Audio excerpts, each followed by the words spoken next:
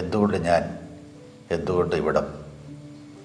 കാരണം ഇത് രണ്ടും അറിയപ്പെടുന്ന സ്ഥലങ്ങളല്ല.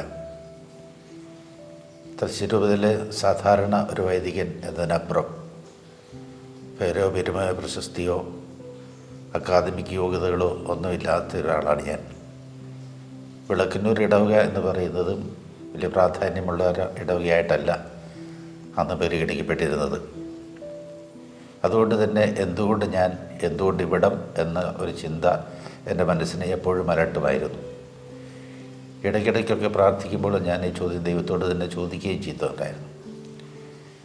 പതുക്കെ പതുക്കെ എനിക്കതിന് ഉത്തരം കിട്ടിയെന്നാണ് എൻ്റെ വിശ്വാസം. ഈ സംഭവം നടന്ന ഏതാനും ദിവസങ്ങൾക്കുള്ളിൽ നമ്മുടെ അതിരൂപതയിലെ തന്നെ ഒരു ബഹുമാനപ്പെട്ട വൈദികൻ എന്നോട് സൂചിപ്പിച്ചു, ഈ സംഭവം നടക്കുന്നതിൻ്റെ തലേന്നോ അതിൻ്റെ തലേന്നോ 2-3 ദിവസങ്ങൾക്ക് മുമ്പ്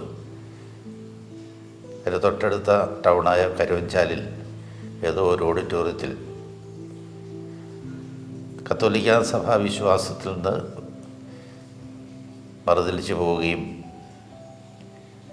സ്വന്തമായ ഒരു ഇടം കണ്ടെത്തി രോഗശാന്തി ശുശ്രൂഷയും ദൈവവചന പ്രഘോഷണവും സ്വന്തം ശൈലിയിൽ നടത്തുകയും ചെയ്ത ഒരു വ്യക്തി വിശുദ്ധ കുർബാനയെ അങ്ങേയറ്റം അവഹേളിക്കുകയും നിന്ദിക്കുകയും ചെയ്തുകൊണ്ട് ഒരു കൺവെൻഷനിൽ സംസാരിച്ചതായി,